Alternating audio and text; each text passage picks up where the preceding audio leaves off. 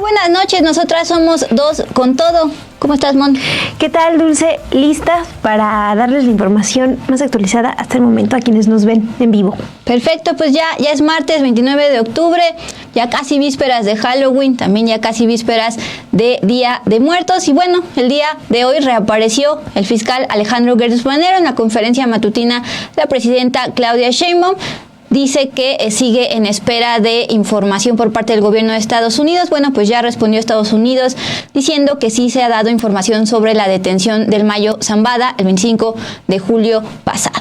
Y bien, sobre el tema de la supuesta renuncia de 7 ministros que ayer trascendió en medios y redes sociales, hasta el momento, siendo las 8:35 tiempo del Centro de México, solo se ha hecho oficial una renuncia, la del ministro Ortiz Mena, un personaje que en su momento trabajó para evasión fiscal y luego con puerta giratoria llegó a la Corte en diciembre de 2012, Mon. Así es, Dulce, y también les tenemos información sobre Sinaloa. ¿Qué ha pasado a casi 2 meses de los distintos hechos de violencia que se registraron después de que conocimos de la detención de Ismael El Mayo Zambada? Bueno, de eso hablaremos hoy en el Con Todo. Tenemos una entrevista con el académico Arturo Santamaría y vamos a recordar también casos emblemáticos que relacionan a funcionarios de la política con el crimen organizado. Así es, entonces va a estar muy bueno. Siéntense, ya comenzamos. Bienvenidos.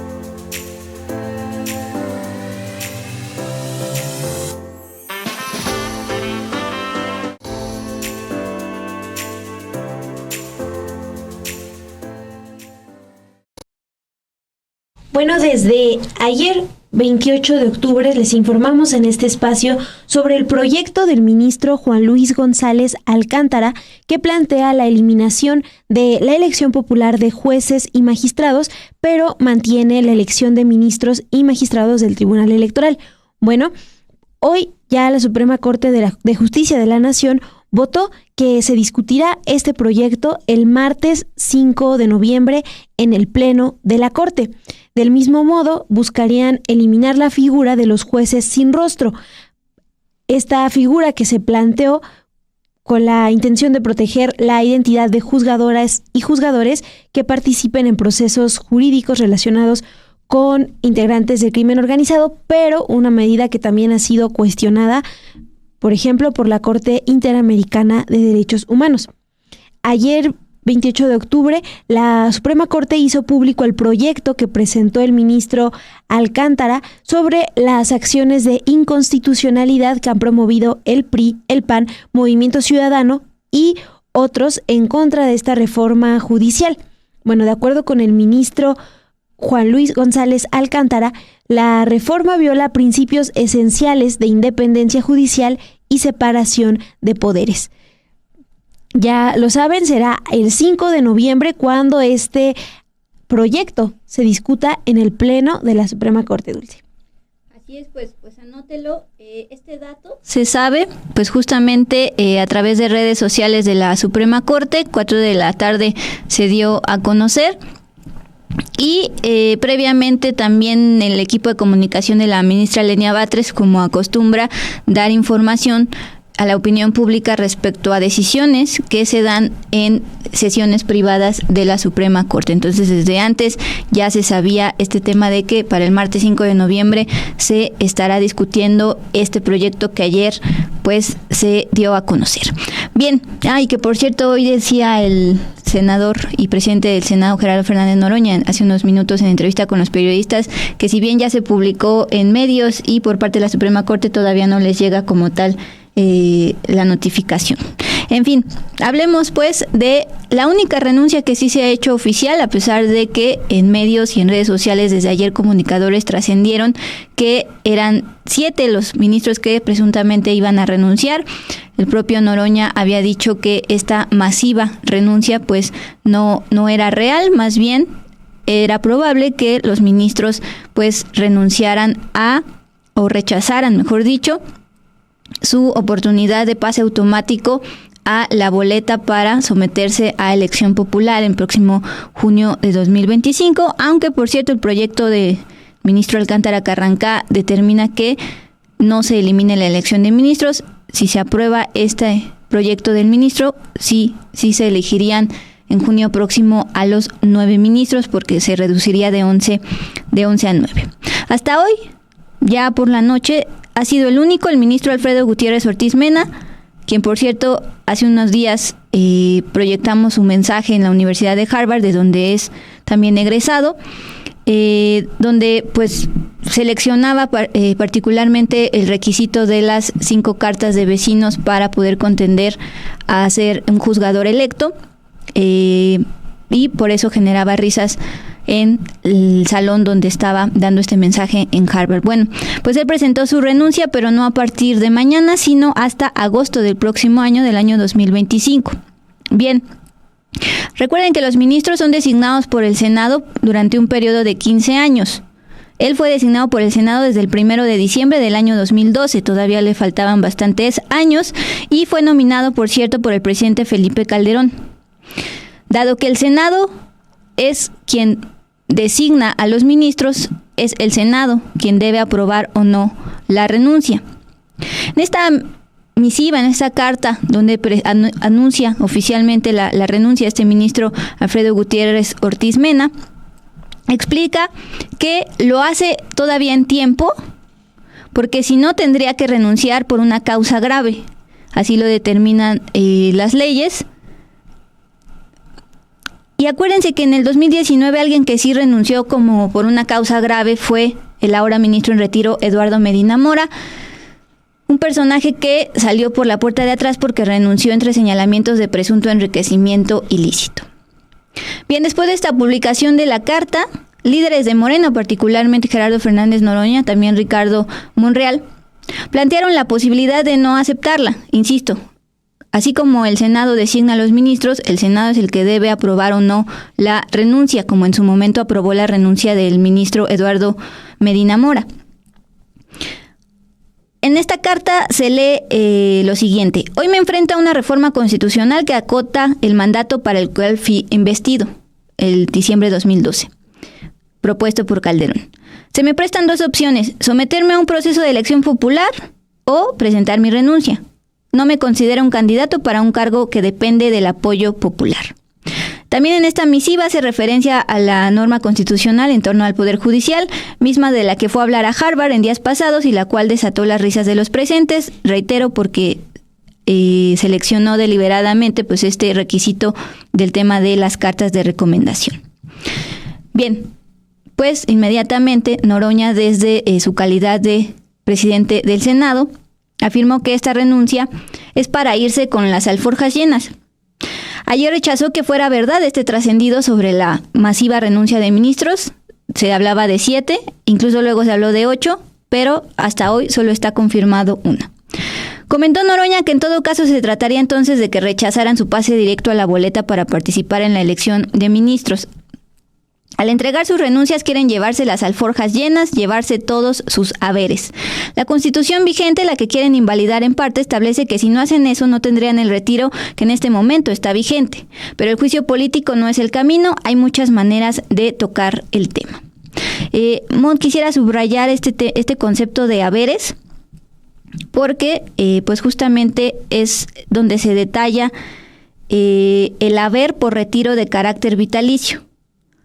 ¿A qué se refiere esto? Bueno, hay un artículo de la Ley Orgánica del Poder Judicial que habla de estos famosos haberes. Mejor dicho, haber por retiro de carácter vitalicio. Este será equivalente al 100% durante los 2 primeros años de que o terminan sus 15 años o de que renuncia. Ya después de estos 2 años sería el 80% del ingreso mensual. Actualmente, antes de que les aprueben su proyecto y su presupuesto para 2025, serían más o menos 200,000 pesos, lo que estarían recibiendo de este haber por retiro de carácter vitalicio, y que Noroña pues dibuja con como en las caricaturas, estas alforjas, estas bolsas con el signo de pesos o de dólares. No, eso ya es de caricatura. Bien, obviamente hubo cuestionamientos por parte de la oposición.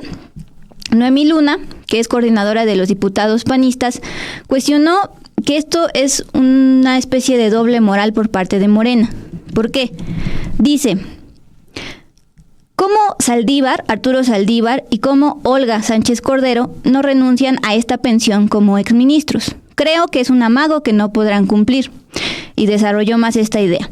Me parece una doble moral, dice la panista, una narrativa perversa cuando ellos mismos, en sus filas de Morena, tienen a exministros que están cobrando todavía como exministros, es decir, Arturo Saldívar y Olga Sánchez Cordero, en su calidad de ministros en retiro, están recibiendo esta famosa haber de pensión vitalicia.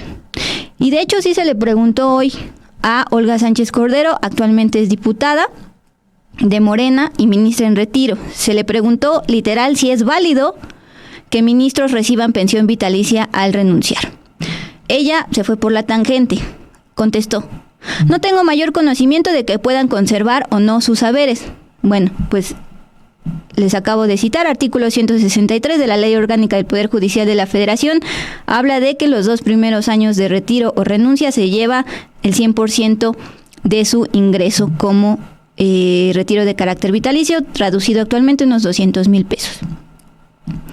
Bien, finalmente, y muy por la mañana, fue la propia presidenta Claudia Sheinbaum que interpretó este anuncio, este trascendido en medios y redes sociales de las renuncias de ministros, que hasta la fecha solo hay una oficialmente. Lo interpretó así: los ministros que presentan su renuncia se van a ir con todos los haberes de retiro. Si no presentan su renuncia, no tendrían los haberes, que es un montón de dinero. Así lo cuestiono. Y sobre la renuncia, es que ellos lo que están planteando en su modificación es que se elijan los ministros, pero no se elijan los magistrados y los jueces, o las y los magistrados y jueces. Esa es la propuesta del ministro que está haciendo esta propuesta. Entonces, ¿por qué presentan su renuncia? Esa parte no la quitan de la Constitución. Es que si presentan ahora su renuncia, se van a ir con todos los haberes de retiro. ¿Sí se entiende? Si no presentan ahora su renuncia, entonces ya no tendrían los haberes de retiro. Haberes de retiro es todo lo que se llevan los ministros y ministras cuando se retiran de la Corte, que es un montón de dinero. A ver si luego ponen. Mañana lo presentamos porque hoy no lo traigo, pero es un porcentaje muy importante de lo que ganan cada mes. Entonces, ¿por qué presentan en este momento su renuncia? Porque la propia reforma constitucional dice que si presentan ahora su renuncia, se llevan los haberes de retiro. Entonces, ¿su propuesta cuál es? Que se elijan a los ministros y ministras legislando sobre la reforma constitucional y presentan su renuncia pues para llevarse sus retiros. Ese es el marco en el que se está dando la renuncia de las ministras y los ministros, pero no nos adelantemos. Vamos a ver cómo van a votar, a ver si las y los 8 ministros que se requieren para esta mayoría calificada van a votar sobre algo que ellos saben que no es correcto. Entonces vamos a ver cómo votan. Bueno, y vamos con información de lo que avaló hoy el Congreso, que fue la instalación del Comité Técnico de Evaluación que se encargará de determinar la idoneidad de los aspirantes a los cargos de personas juzgadoras previstos para el proceso electoral del 2025. Este comité quedó integrado por Maday Merino Damián, Maribel Concepción Méndez de Lara, Ana Patricia Briceño Torres, Andrés Norberto García Reper y María Gabriela Sánchez García. La elección la hizo la Cámara de Diputados con 326 votos a favor y 102 en contra de la instalación de este comité. Después el Senado también la avaló con 75 votos a favor y 40 votos en contra. Las personas que integran este comité de evaluación fueran definidas por los órganos de gobierno de ambas cámaras. Ricardo Monreal, quien es coordinador de la bancada de Morena, informó ayer que los integrantes del comité fueron propuestos por los grupos parlamentarios de Morena, el Partido Verde y el Partido del Trabajo. Dijo que las bancadas de oposición se negaron a presentar candidatos. Ricardo Monreal también detalló: no lo hicieron y declinaron, por lo que no teníamos perfiles de valoración para poder seleccionar unos perfiles más en un proceso de consenso, y como hay fechas fatales se debía tomar una decisión. Eso fue lo que planteó el diputado Ricardo Monreal. Desde la oposición, Noemí Luna, coordinadora de los diputados panistas, planteó: si ustedes analizan perfil por perfil, son gente afín al régimen, con amistades cercanas a actores políticos de Morena, el PT y el Verde. Es una simple simulación. ¿Quiénes son estas personas que integrarán el comité de evaluación? Bueno, Maday Merino Damián fue la primera mujer en ocupar el cargo de consejera presidenta del Instituto Electoral y de Participación Ciudadana en Tabasco. Maribel Concepción Méndez es magistrada numeraria del Tribunal Superior Agrario de Zacatecas, y María Sánchez García fue magistrada séptima del Supremo Tribunal de Justicia de Sinaloa, mientras que Ana Briceño Torres fue comisionada presidenta del Instituto Sonorense de Transparencia, y Andrés Norberto García fue representante de Morena ante el Instituto Electoral de Tamaulipas. Por eso estos señalamientos que se hacen desde la oposición por ser perfiles afines a Morena y los partidos aliados. Y yo quería acá recordarles, por ejemplo, uno de los plazos a los que se refiere Ricardo Monreal, para que lo tengan en cuenta. El jueves 31 de este mes se vence el plazo para que el Poder Judicial defina quiénes integrarán el comité de evaluación de parte de ese Poder Judicial, compuesto por 5 personas. Ya lo hicieron en el Congreso, pero está pendiente también que se defina de parte del Poder Judicial. Simón, bueno, finalmente estas 5 personas que veíamos en pantalla van a ser quienes palomen, quienes van a aparecer en las boletas para que la ciudadanía elija precisamente a ministros, magistrados y jueces de acuerdo con la norma constitucional, ya sin contar por ahora el proyecto del ministro. Pero acuérdense que este comité de evaluación no solo va a ser del Poder Legislativo. Este es el del Poder Legislativo propuesto por Morena y aliados, porque la misma oposición, es decir, PRI, PAN y Movimiento Ciudadano, no quisieron también proponer. Es decir, Noemí, coordinadora de diputados del PAN, está criticando que estas propuestas sean afines a Morena, pero ellos como oposición no quisieron presentar sus propias propuestas bajo el argumento de que eso sería avalar la norma constitucional que dicen rechazar. Bien, pues todavía falta el Comité de Evaluación del Poder Judicial. Ya hicieron sus propuestas las ministras la semana pasada, las ministras disidentes, excepto la ministra Lenia Batres, quien hoy hace su propia propuesta, y una de ellas es la ex consejera de la presidencia. Y la única que no se ha pronunciado es el Poder Ejecutivo respecto a los miembros de su comité de evaluación, pero pues se espera que ya en estos días, porque tienen hasta el 31 de octubre, tan pronto como el jueves. Entonces son 3 comités de evaluación quienes van a estar palomeando quiénes van a salir en la boleta o las boletas. Ya tenemos el del Poder Legislativo, falta el del Judicial y el del Ejecutivo, Mon. Sí, Duli, pues del Judicial, pensar también, tener en mente la primera información que les compartimos, que pues también está pendiente que en el Pleno definan, resuelvan estas denuncias por las acciones de inconstitucionalidad. Entonces, bueno, son muchos carriles, Mon. Exacto, otro pendiente allí que se suma. Por un lado las impugnaciones, por el otro lado lo que van avanzando, y por el otro lado también lo que va avanzando el Instituto Nacional Electoral. Esta es otra nota de la sección Al Hilo, y es que justamente funcionarios del Consejo General del INE propusieron presentar una controversia constitucional contra estas leyes secundarias de la reforma al Poder Judicial, pero particularmente un punto: las que le otorgan mayores facultades de nombramiento a la consejera presidenta Guadalupe Tadei. ¿Quiénes están presentando esta controversia? Particularmente estos consejeros: Claudia Zavala, ya lo saben, afín al panismo; Carla Humphrey, Dania Rabel, Martín Faz, Arturo Castillo y Jaime Rivera. Ellos emitieron una misiva dirigida particularmente a Claudia Edith Suárez Ojeda, encargada de despacho de la Secretaría Ejecutiva del Instituto. Subrayo encargada de despacho porque justamente en el INE hay una crisis ahorita de designación de cargos, porque no se acuerda la mayoría dentro de este Consejo General. Por eso se le otorgan estas facultades de nombramiento directo a la consejera presidenta, y es lo que están debatiendo estos ministros. También consejeros. Consejeros. Ya. Gracias, Mon.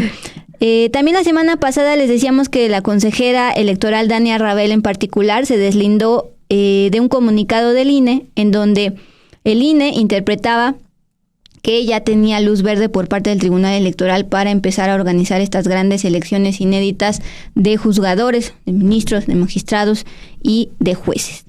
Bien, de acuerdo con este recurso interpuesto por 6 de los 11 consejeros del INE, se instruiría a esta Secretaría Ejecutiva a que el próximo 8 de noviembre se presente el proyecto de demanda de controversia a estas consejerías integrantes del Consejo General para su análisis y validación.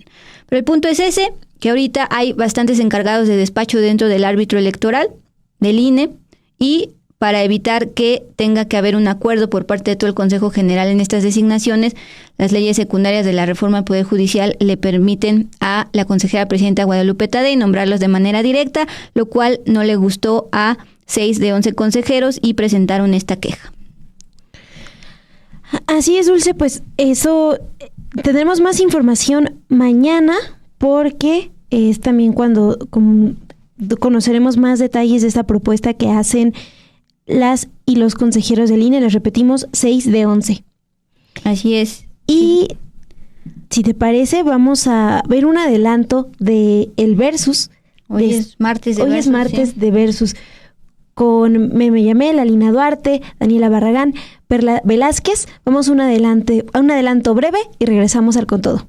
Ya es martes de Versus y nuevamente tuvimos que tocar el tema del Poder Judicial porque esos ministros, Dani, no paran y siguen y siguen. No nos dejen descansar ni tantito. Ni tantito. Bueno, en este Versus de este martes usted va a poder escuchar el análisis que hicimos aquí en esta mesa sobre pues lo último que es el proyecto del ministro Carrancá, qué es lo que implica las renuncias masivas que se espera que lleguen, así que no se lo pierdan.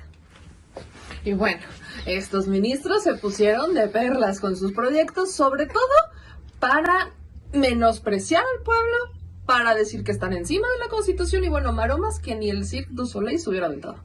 Bueno, también ya sabemos de qué va este proyecto del ministro Juan Luis González Alcántara Carrancá, y si usted no lo sabe, aquí se lo explicamos en el Versus que va a poder ver a las 10 de la noche en Estudio B, es el estreno, así que nos vemos ahí con los comentarios y los me gusta. Hemos llegado a la sección de Con Todo en este martes 29 de octubre. ¿Qué ha sucedido en Sinaloa luego de casi ya 2 meses de la detención de El Mayo Zambada y con ello enfrentamientos entre los Chapitos y la Malliza? Hablamos con Arturo Santamaría, él es investigador de la Universidad Autónoma de Sinaloa y nos respondió si ya es un hecho que esta violencia registrada en Culiacán ya se extendió o no a Mazatlán. También hicimos una recopilación de la famosa narcopolítica en Sinaloa que data desde hace bastantes años. Vamos pues con todo.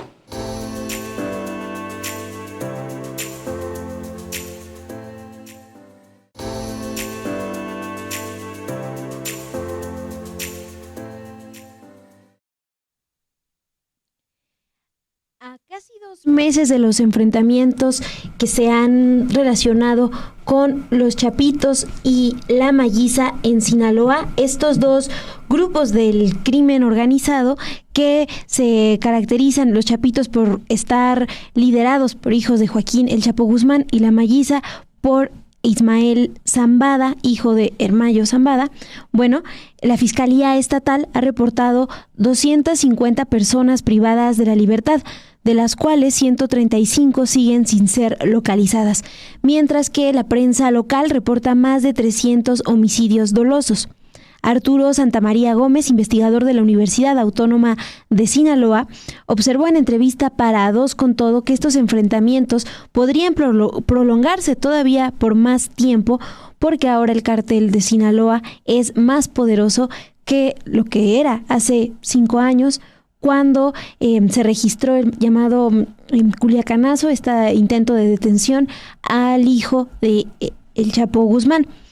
Aunque la actual paralización de Culiacán ante este conflicto no la atribuye a la intensidad de la violencia, sino a una huella profunda en la psicología social que quedó en los habitantes, precisamente por lo visto en el 2019 y en el 2020, cuando se registraron actos de violencia en el contexto de la detención de Ovidio Guzmán, hijo de Joaquín El Chapo Guzmán.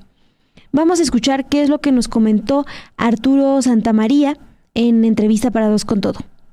No es que los enfrentamientos que ha habido hoy sean mayores, más intensos que el 2010, pero como en el fondo está esa imagen terrible que hubo en el primer Culiacanazo, está impactando muy fuertemente. Y por otra parte, las redes sociales hoy son mucho más importantes o no existían todavía en aquel entonces. Bueno, en el 2000, hace 5 años sí, pero no jugaban un papel tan importante como hoy.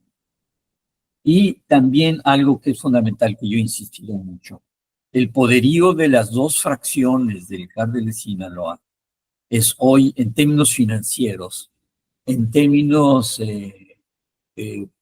políticos, términos sociales, es mucho mayor que hace 10 años, que hace 15 años o que hace 5 años. ¿No? Hace 15 años el cártel de Sinaloa estaba presente en alrededor de 60 países en el mundo. Tenía diferentes actividades criminales en el resto del mundo. Hoy lo tienen más de 100 países. O sea, sus fuentes de financiamiento, sus apoyos de hombres en armas. Por ejemplo, se encontró gente de Guatemala, ¿no? Recientemente en México. Entonces, bueno, hoy es mucho más poderoso el cártel de Sinaloa en su conjunto y las fracciones. Eso habla entonces de que puede ser una guerra mucho más prolongada, ¿no? Y más cruenta a mediano y largo plazo.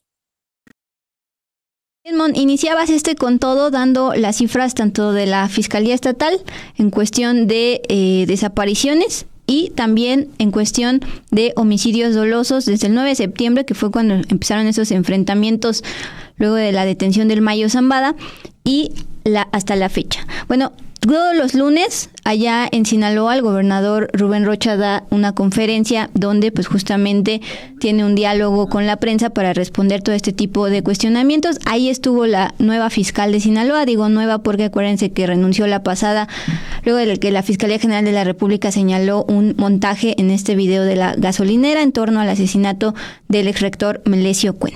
Bien, esta gráfica que Luis nos va a hacer el favor de proyectar la realiza y actualiza todos los días Noroeste. Noroeste pues es un medio allá de Sinaloa. Esta es la gráfica que muestra en la conferencia de prensa la Fiscalía de Sinaloa en torno, por ejemplo, a el aseguramiento derivado de esta operación.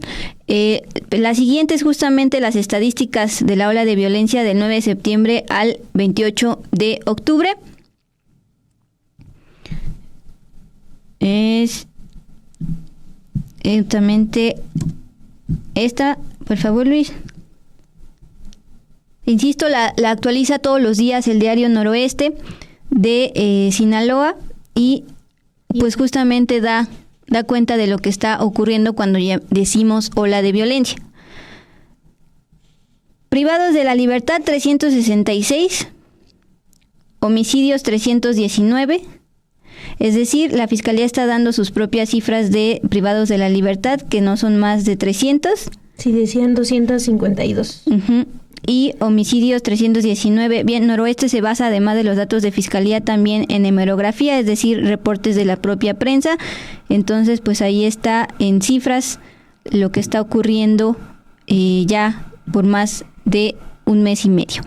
Bien, hoy les decíamos, reapareció el fiscal general de la República, Alejandro Gertz Manero. Recuerden que la Fiscalía General de la República, pues, retomó esta investigación, más bien tomó esta investigación de lo ocurrido con la detención del Mayo Zambada el 25 de julio, porque la Fiscalía de Sinaloa, pues, fue señalada de haber generado un montaje en una gasolinera para señalar presuntamente cómo había sido el asesinato del exrector Héctor Melesio Cuen. Ellos insisten en que no es un montaje, pero la Fiscalía General de la República ya pintó su raya. Bueno, la Fiscalía General de la República sigue en espera de que el gobierno de Estados Unidos informe por qué no fue detenido el piloto de la aeronave con placa duplicada en la que arribó a Texas tanto el Mayo Zambada como quien lo secuestró, entre comillas secuestró, porque así lo dijo el fiscal, Joaquín Guzmán López, miembro de los Chapitos.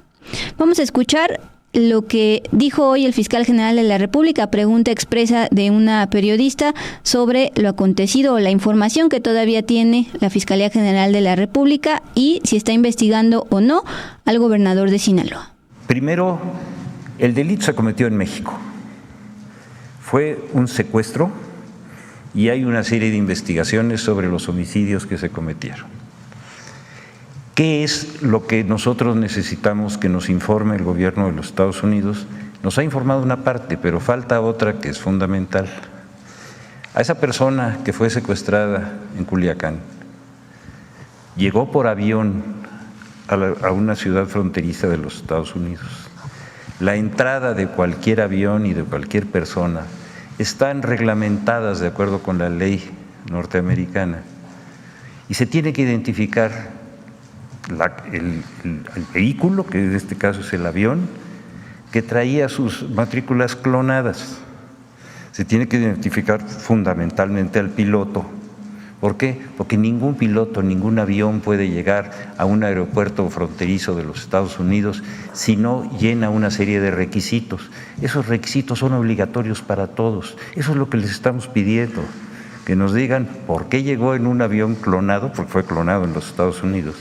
Segundo, por qué no fue detenido el piloto en esas condiciones, porque no hay un protocolo que nos diga cómo entró.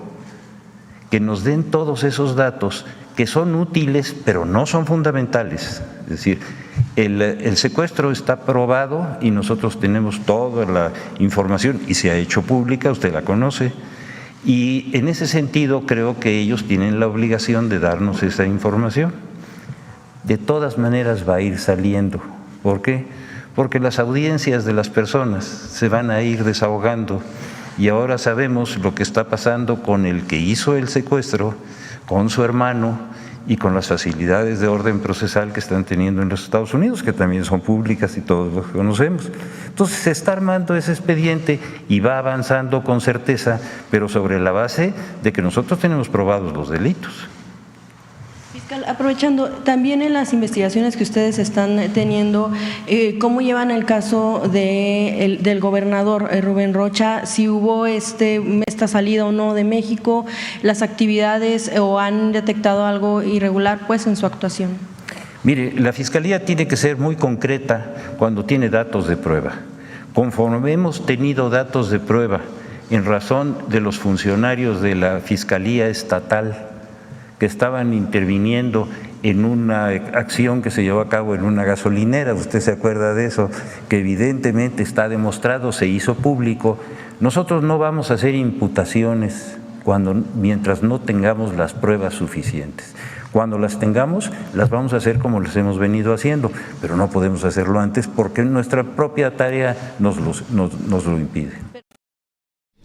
Más tarde, el embajador de Estados Unidos en México, Ken Salazar, afirmó que el gobierno de Joe Biden sí ha entregado información sobre la detención de Ismael El Mayo Zambada, líder del cártel de Sinaloa, quien, de acuerdo con las autoridades mexicanas, fue llevado a ese país de manera ilegal, es lo que se está planteando desde el gobierno mexicano.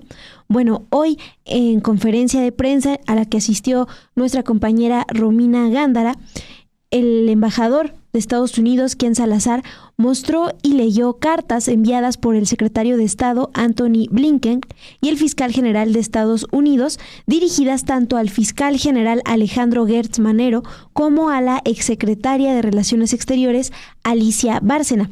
En la carta con fecha del 19 de agosto, enviada por el fiscal a la entonces canciller Bárcena, el fiscal estadounidense aseguró que la detención de El Mayo Zambada fue consecuencia de un conflicto entre dos grupos rivales del crimen organizado. Vamos a escuchar qué es lo que comentó el embajador de Estados Unidos en México, Ken Salazar, esta mañana. Lo primero es que ya lo hemos explicado. Se les doy la carta otra vez del presidente, del secretario Blinken.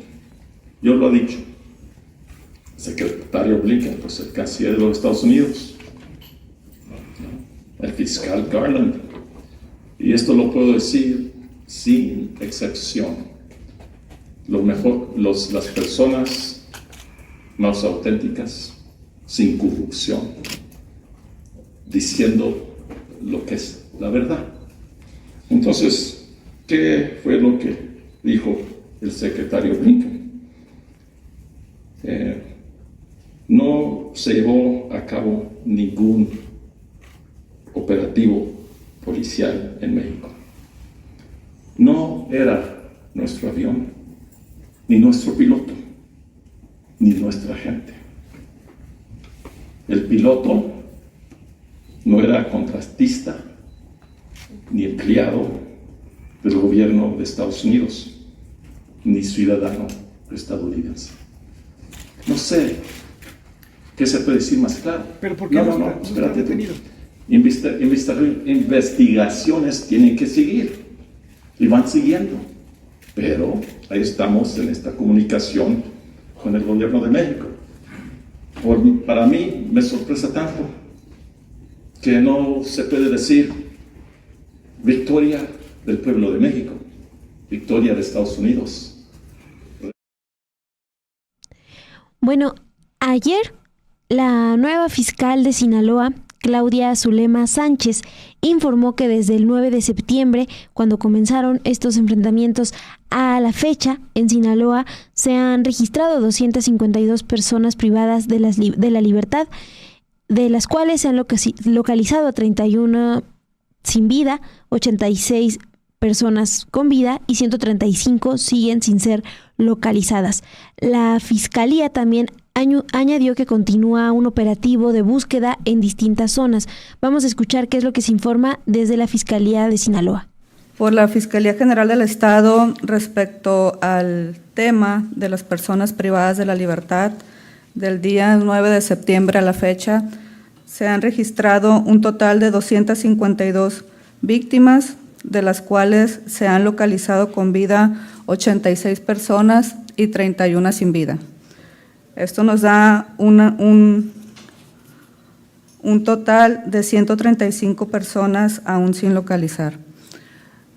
Por parte de la Fiscalía General del Estado, en conjunto con la Sedena, se ha iniciado un operativo de búsqueda y actualización de información, el cual el día sábado se recorrieron 20 domicilios en la región norte de la ciudad de Culiacán, entre ellos la colonia Fobistiumaya, colonia Estase, fraccionamiento Rincón Real, fraccionamiento La Conquista, localidad Los Algodones, Imala y colonia 6 de enero. Y el día de ayer, domingo, se recorrieron localidades foráneas del municipio de Culiacán, entre ellas El Dorado, Sánchez Celis, Portacelis, Campo Rebeca, Campo Eureka, en la localidad del 10 y terminando en el poblado Higueras de Abuya. Este operativo ha sido encabezado por una servidora como fiscal general, el comisario de la Policía de Investigación y el comandante de la 9ª Zola Militar, quienes entre sábado y domingo estuvimos supervisando de manera personal el operativo que se ha realizado derivado de la búsqueda y actualización de información de las personas privadas de la libertad, teniendo como resultado una actualización de información de personas que han sido localizadas con vida y no se tenía información en la Fiscalía por el parte de las familias de 5 personas que se han publicado en redes sociales que han sido localizadas y se han registrado el día de ayer en la base de datos de la Fiscalía como personas localizadas con vida. Pues no es menor decir que más de 200 personas han sido desaparecidas a partir de estos enfrentamientos del 9 de septiembre a la fecha. Pero esto se ha enfocado en Culiacán y alrededores. Pero este fin de semana se registraron también, y hoy martes, enfrentamientos en Mazatlán, una ciudad pues bastante turística, visitada no solo a nivel nacional, también internacional. En Mazatlán, Sinaloa, el domingo por la noche se dio un enfrentamiento de varios minutos atribuido a grupos delincuenciales en al menos 3 colonias, lo que resultó una persona sin vida que estaba dentro de un vehículo blindado, característica que llama la atención, y también al lado de un auto dañado en las inmediaciones. También se localizó un arma de fuego, cartuchos y equipo táctico. Asimismo, un taxista también fue un daño colateral, así lo dijo literalmente el secretario de Seguridad Gerardo Mérida. Por ello, se ha ampliado la presencia de elementos del Ejército y la Guardia Nacional en la ciudad turística durante estos días.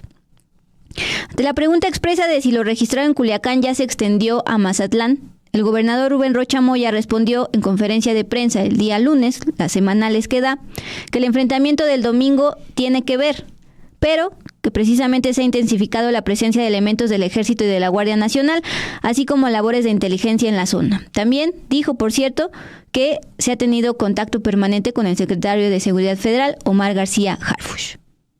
Primera cuestión, lo de Mazatlán. Pues es sin duda que estamos en Sinaloa y que muy probablemente hay lo que le llaman células, ¿no, general? Células de los grupos. Y ahí se están manifestando. Y tenemos debidamente, tenemos de por sí un operativo que se llama Mazatlán Seguro.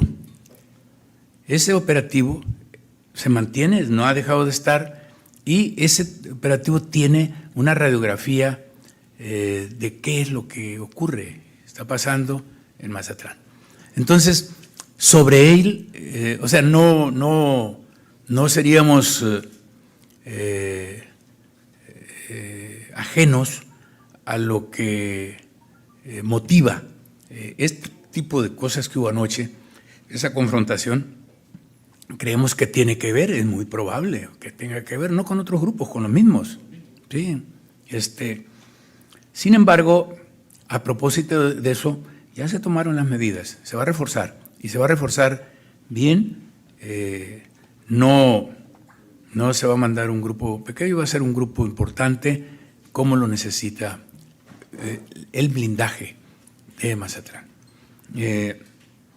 Junto con eso, hay estrategias que es para el Estado en general, ya a partir de ahora. Es decir, trabajar por bloques, ¿cómo le llaman eso, general? No,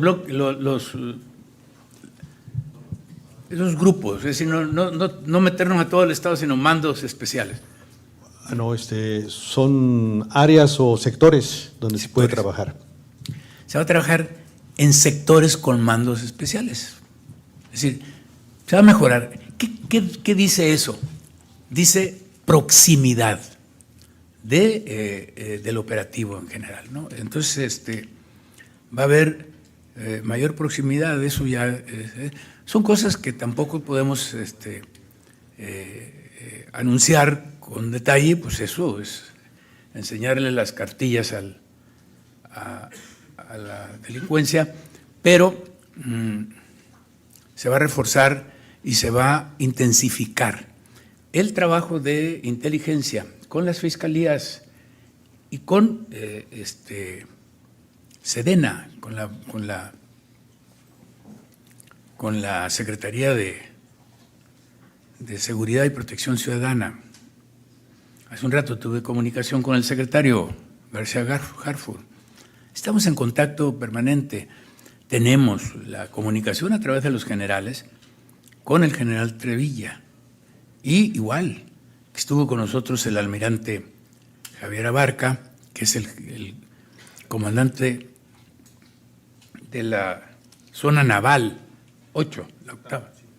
Y nos daba el mensaje, estuvo en la mesa, y vienen los martes, de cómo está enterado y cómo el almirante Morales, que es el secretario de Marina, está atento y están actuando, están en paralelo junto con nosotros.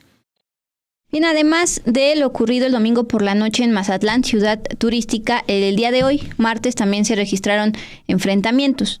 Edgar González Atarain es presidente municipal de Mazatlán, al menos lo va a hacer hasta el día jueves, en que ya termina su mandato. Bien, él atribuyó este hecho a un ajuste de cuentas. Dijo que desde septiembre hay psicosis y temor entre la población. Pero hoy también habló con Milenio y dijo que las actividades el día de hoy martes regresaron ya a la normalidad, seguirán recibiendo cruceros turísticos, también ya retomaron clases. Además de que actualmente, como también dijo el gobernador Rocha desde ayer, realizan vigilancia en el municipio, personal del Ejército, de la Guardia Nacional, incluso de la Marina y también, por supuesto, policía estatal y municipal. En un momento más vamos a hablar de este tema de las policías locales.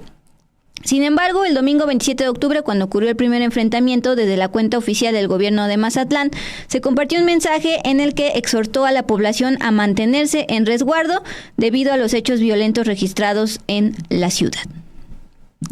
Así es, Duli. También algo que hay que destacar es, y que ha llamado la atención desde septiembre, es esta relación, al menos lo que planteó el Mayo Zambada, la relación entre funcionarios destacados de la política con el crimen organizado.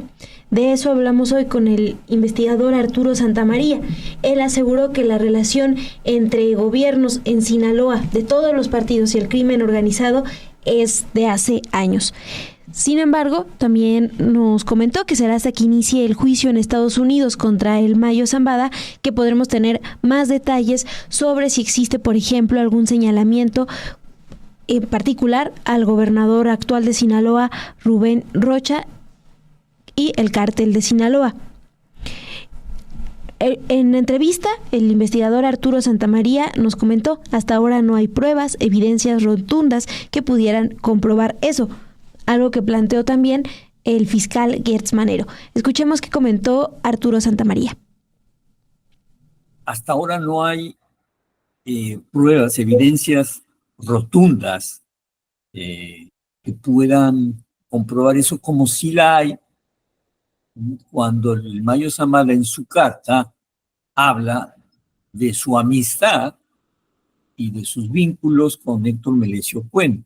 O sea, ahí por primera vez nosotros tenemos una declaración, una evidencia clara de un actor centralísimo en el crimen organizado mexicano cuando habla de la relación con un exdiputado electo por parte del PRI-PAN-PRD, de esa alianza reciente, y dirigente él del partido sinaloense.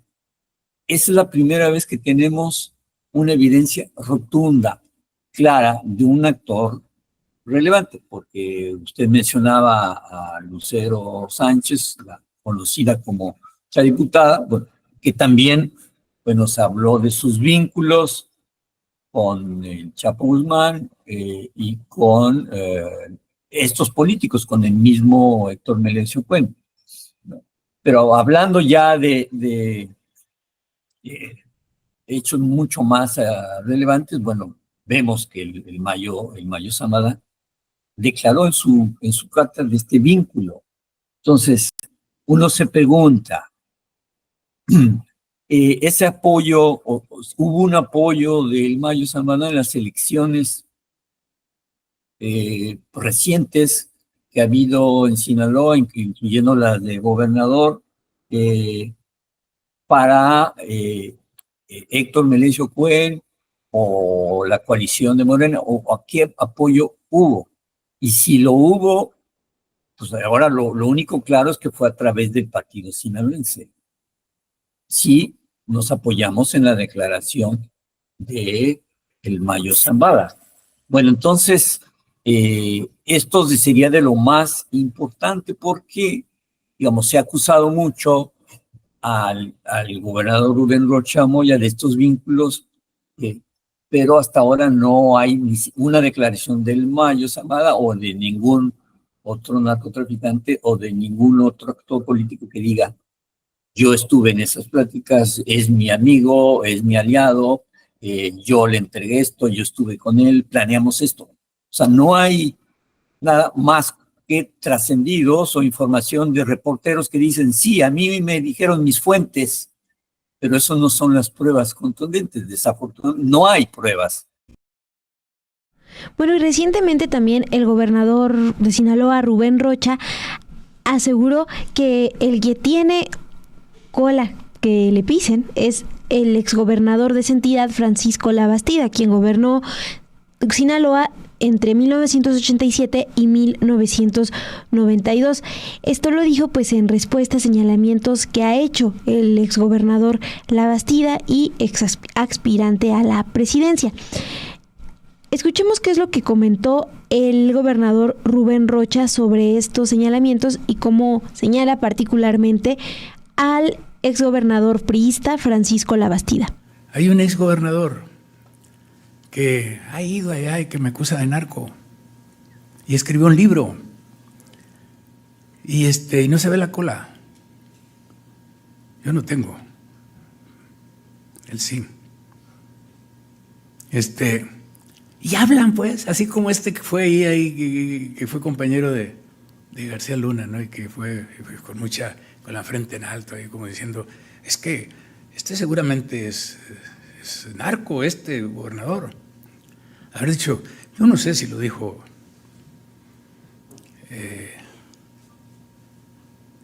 el compañero de García Luna en el gabinete de Calderón, pero Labastida.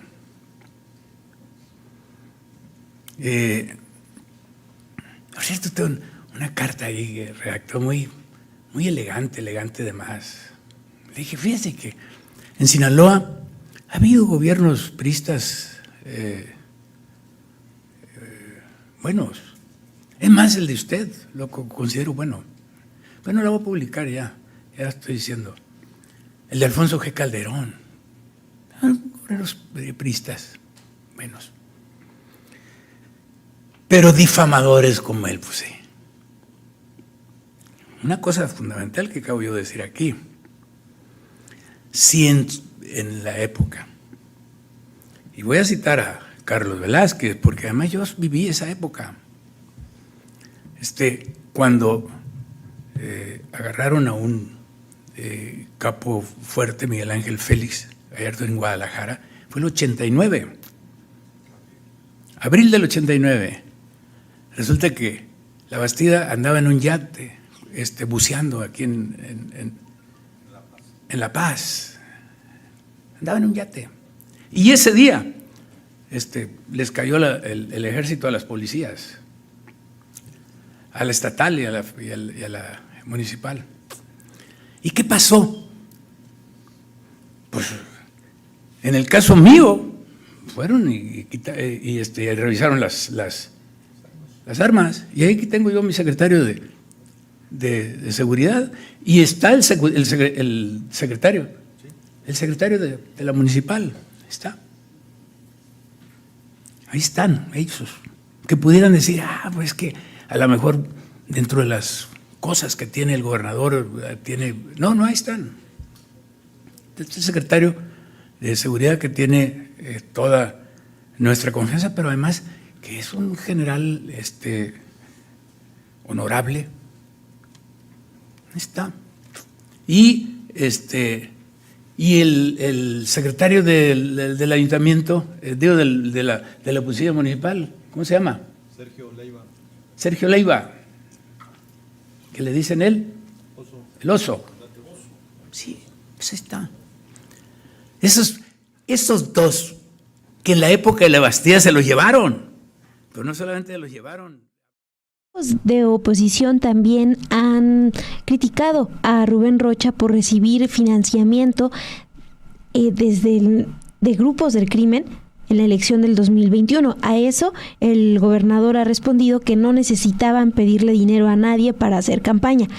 Lo que también vale la pena recordar, Dulce, es lo que comentó en entrevista Arturo Santamaría, autor de libros como Sinaloa, Milagro de Luz y Narcomoda y Juventudes. Lo que él enfatiza es que las declaraciones tanto de La Bastida como de Rubén Rocha dejan fuera una problemática de años en Sinaloa, que es la relación entre políticos y el crimen organizado, por lo que la crisis de inseguridad actual no es responsabilidad únicamente de algún exgobernador. El investigador recordó, por ejemplo, el asesinato en febrero de 1944 del exgobernador Rodolfo Tostado Loaiza, quien estaba en Mazatlán con motivo del carnaval, y este crimen se le atribuyó a Rodolfo Valdés, apodado El Gitano, y quien fue descrito como un sicario. También recordó los casos del exgobernador priista Leopoldo Sánchez Celis, quien tuvo como escolta de su familia a Félix Gallardo, uno de los fundadores del Cártel de Guadalajara, y que incluso Félix Gallardo fue padrino de uno de los hijos del exgobernador priista. También recordó, por ejemplo, el caso del exgobernador Antonio Toledo Corro, señalado por analistas e investigadores de alojar en su rancho al sur de Sinaloa a Félix Gallardo. Vamos a escuchar este comentario que hace el investigador Arturo Santamaría sobre la relación que ya hay de años entre el crimen organizado y políticos. No, esa fue una ocurrencia es infantil decir eso, ¿no? O sea, que lo que nosotros vemos en Sinaloa, pues sí, tiene una historia larguísima y que atraviesa el gobierno de La Bastida, pues sí es claro, ¿no? Y que no pudo combatirlo y que no pudo liquidarlo, pues eso es evidente. Si es en ese sentido, pues sí, ¿no? Pero entonces igual cualquier otro gobierno del estado, por lo menos desde los años 40, cuando el gobernador Esteban Loaiza fue asesinado en Mazatlán por el gitano que estaba ligado a los traficantes de goma de opio a Estados Unidos. Y que no los pudo, y que Sánchez Celis tampoco, y Toledo Corro tampoco los pudo detener. Bueno, en ese sentido, pues todos los gobernadores previos de Sinaloa tienen alguna responsabilidad, ¿no? Pero bueno, ya adjudicarle a La Bastida esto, no. Lo que sí es cierto es que La Bastida está aprovechando mucho la promoción de su libro con declaraciones que no se sostienen en gran medida, ¿no? Por ejemplo, algo que fue muy notorio, que fue muy serio en su momento y que él no revela, no lo he leído, pero como no lo ha declarado, seguramente no lo menciona. Los primeros carros bomba que hubo en la historia de México fueron durante su gobierno en Culiacán, ¿no? Como los que de ahora se habla en Guanajuato. Bueno, entonces, y uno diría, bueno, ¿cómo es posible que haya habido dos carros bomba? Incluso una periodista comentó, y bueno, ¿se está colombianizando México? No, a partir de esto, porque en Colombia ya sucedía, en México no había sucedido. Entonces, sí, hubo hechos muy graves que La Bastida no pudo solucionar, o por ejemplo, en su tiempo, el cochiloco aquí campeaba en Mazatlán como Pedro por su casa, ¿no? O una ocasión en la que hubo un hecho muy serio en Culiacán y La Bastida estaba buceando en La Paz, ¿no? Entonces, él dice que nunca llegó a acuerdos con los narcotraficantes, le vamos a creer, pero de que combatió efectivamente al cártel de Sinaloa, pues no, eso no es cierto, ¿no? Es como él y como ningún gobernador, antes no han podido nadie con eso. Eso es muy cierto, ¿no? Y han ido acumulando ellos más y más y más poder. Incluso durante el gobierno de La Bastida, no es porque él lo haya permitido necesariamente.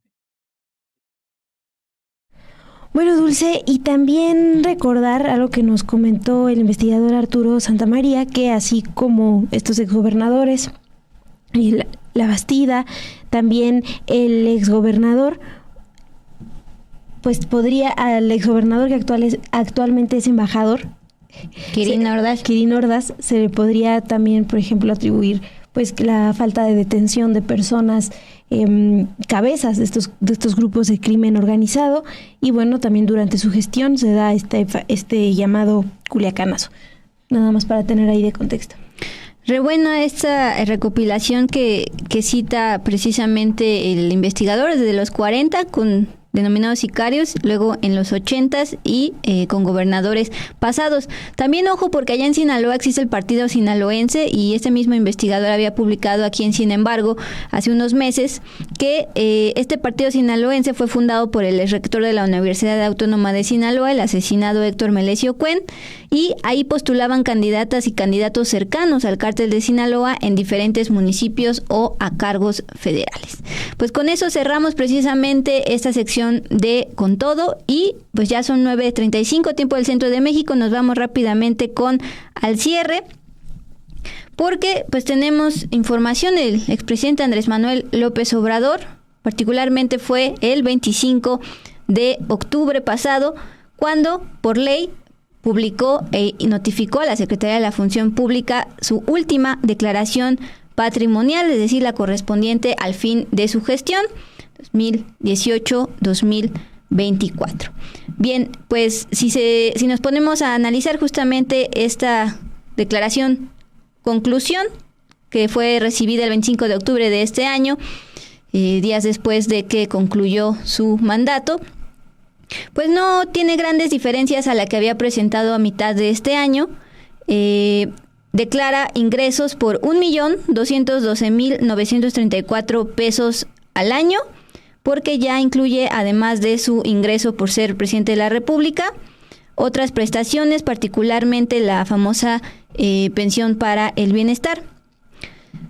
También declara no tener ingresos por actividades financieras, profesionales, comerciales o empresariales, es decir, no declara que haya tenido ganancias por la serie de libros que publicó, por ejemplo, este último, Gracias, Planeta 2024, o A la mitad del camino, Planeta 2021.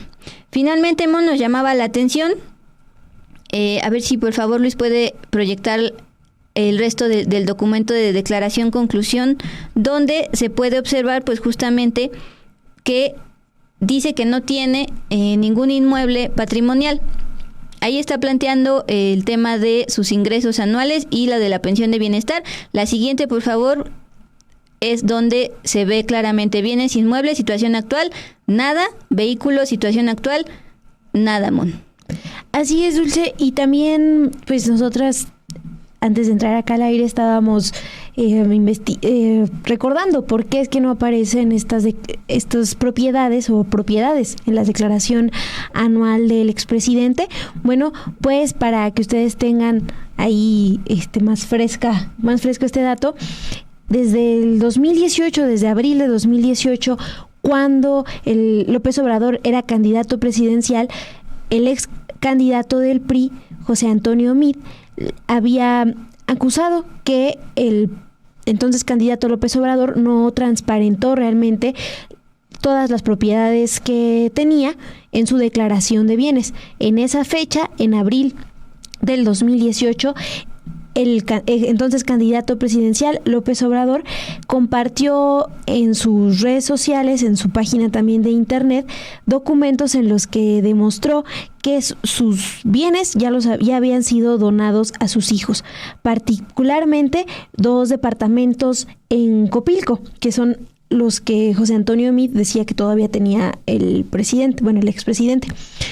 Entonces, desde el 2018 ya había compartido estos documentos para demostrar que había heredado bienes a sus hijos, y desde el 2016 también ya se había informado de que el rancho en Palenque, Chiapas, también lo había heredado a sus hijos. Pues con eso nos despedimos. Muchísimas gracias, Mon, por este dato adicional. Producción, Elsie García, gracias a Luis Mata en operaciones, a ustedes por su presencia, por su compañía en esta noche de martes. Le mandamos saludos a Ana Méndez, que se encuentra de vacaciones, y nosotros nos vemos mañana ya a mitad de semana. Así es, Dul, hasta mañana. Gracias por sus likes, por sus comentarios, y a quienes nos dejaron superchat nos ayudan mucho. Gracias. Descansen.